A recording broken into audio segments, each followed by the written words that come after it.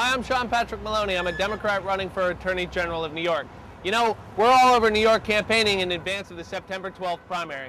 But I wanted to talk to you for a minute about Medicaid costs and property taxes.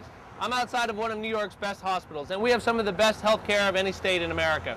But we also have some of the highest Medicaid costs of any state, and that's because we have the worst Medicaid fraud problem of any state in America. And it's no coincidence that we have the highest local property taxes of any state as well.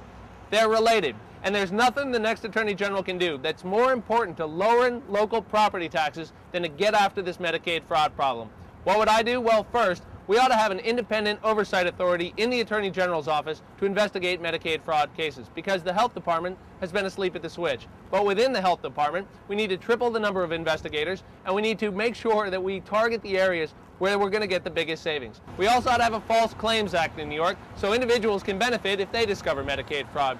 And I think we ought to have a bounty for local counties who are paying 25% of the costs and raising people's property taxes.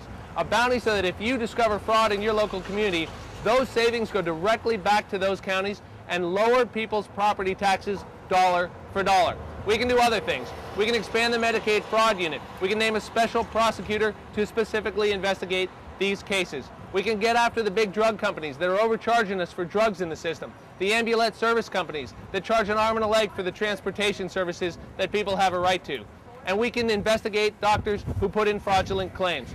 If you give me a chance to be New York's next Attorney General, we are going to focus like a laser beam on Medicaid fraud, and we are going to use the savings to lower people's property taxes.